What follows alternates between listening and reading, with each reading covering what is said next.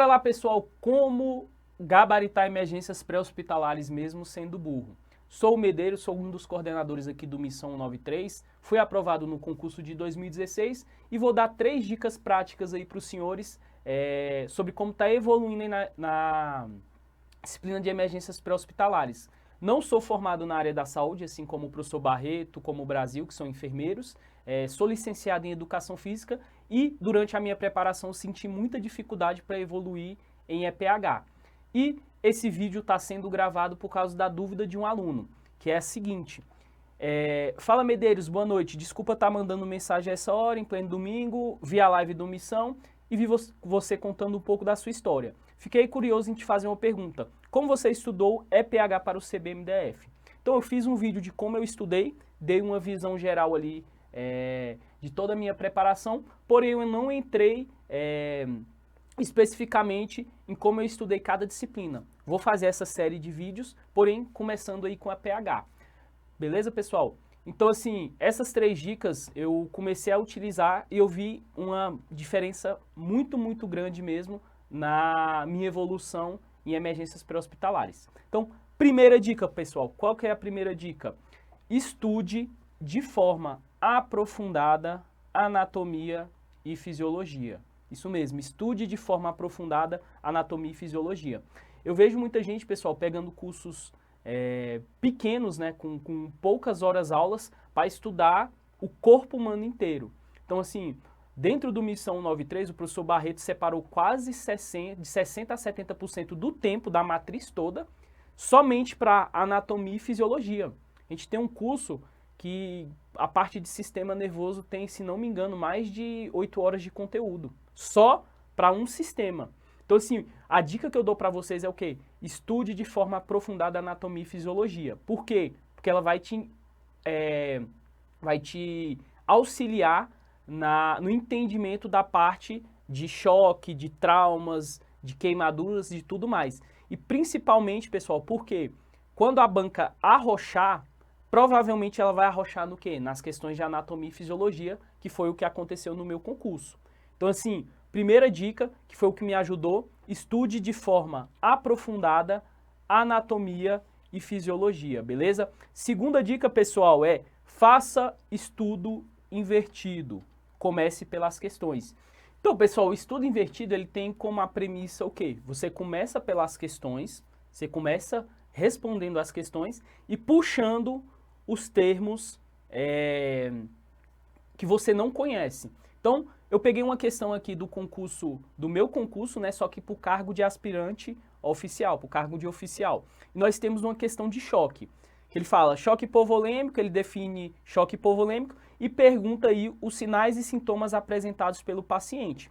Só aqui, pessoal, se você não sabe o que é choque hipovolêmico, você já vai escrever o que é choque hipovolêmico, ele deu a definição na questão do que é choque hipovolêmico e você vai pesquisar no Google o que é choque hipovolêmico. Com uma leitura básica, você já vai entender mais ou menos o que é o choque hipovolêmico. E ele passa nas opções, né, que você tem dentro da questão, um monte de termo que provavelmente, se você estiver começando a estudar, você não vai saber o que é. Que o primeiro aqui, ó, taquicardia, eupneia, hipotensão, bradicardia, bradipneia, hipotensão, taquicardia, respirações rápidas, bradicardia. Então, se você está começando a estudar agora, você não vai entender muito esses termos, mas você tem que fazer a questão por quê? Você vai começar a ver os termos que sempre aparecem e você vai pegar e vai escrever esses termos dentro de um caderno. Como assim dentro de um caderno? Você responde a questão, tenta responder a questão, todos os termos que você não souber, você vai pegar um caderno e escrever esse termo e vai explicar o que é esse termo. Então, vamos supor que você, dentro dessa questão, você não entendeu o que é taquicardia e bradipneia. Você vai lá no seu caderno e vai escrever dessa forma aqui, ó. Caderno de erros, simulado 1. Taquicardia. O que é taquicardia? Se não souber, pesquisa no Google e responde. Aumento da frequência cardíaca, mais de 100 batimentos por minuto. Bradipneia, pessoal, o que é bradipneia? Diminuição da frequência respiratória. Sistema porta-hepático. Sistema que recebe todo o sangue proveniente do trato digestivo, do baço, do pâncreas e da vesícula biliar e transporta para o fígado. E nós podemos também voltar na questão e perguntar, e escrever lá, né? O que é choque hipovolêmico? É definido como volume sanguíneo insuficiente, papapá. Então, pessoal, isso é muito importante. Você vai começar fazendo questões, você tem que começar fazendo questões, não só estudando a teoria e fazendo esse estudo inverso. Todo termo, absolutamente todo termo que vocês não souberem dentro de uma questão, você joga nesse caderno de erros, que eu chamava na minha época de caderno de erros. Tem gente hoje que utiliza os flashcards, né? O tão conhecido Anki. Eu não utilizei na minha época porque eu sou uma pessoa que aprendo muito escrevendo.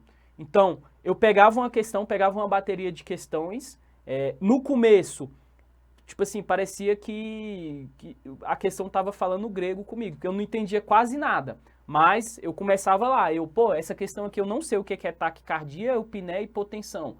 Eu ia lá no Google, taquicardia, escrevia no caderno. Bradipneia, pronto.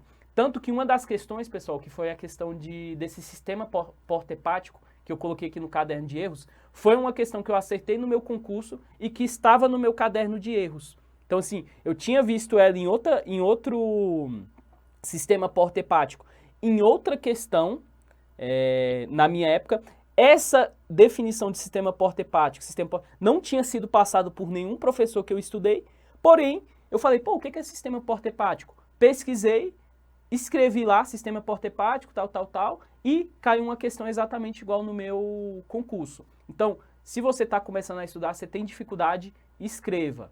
Não funciona para mim os flashcards, eu tinha que escrever.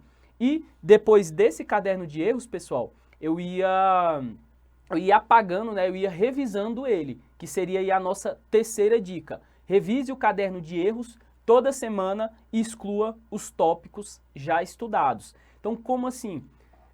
Você faz o caderno de erros, você faz o estudo inverso, vê em quais questões os termos, né, ali que você não sabe, escreve no caderno de erros e revisa toda semana. Eu tirava ali pelo menos de 1 hora a 1 hora e meia para ler o caderno. Então eu ia lá, bradipneia, taquicardia, sistema porta-hepático, tal.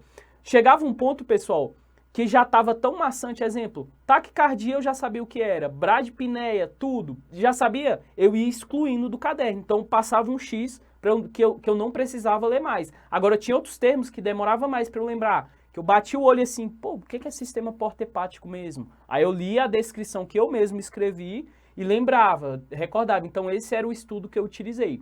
Essas 3 dicas, pessoal, me ajudaram muito, que é o quê? Eu me aprofundei no estudo de anatomia e fisiologia, então eu consegui facilitar as outras partes, né, a parte de trauma, choque, etc. E esse estudo inverso, esse estudo ativo, me fez entender e decorar, praticamente decorar, esses termos que sempre caem. E a terceira dica aí de revisão do que você escreveu.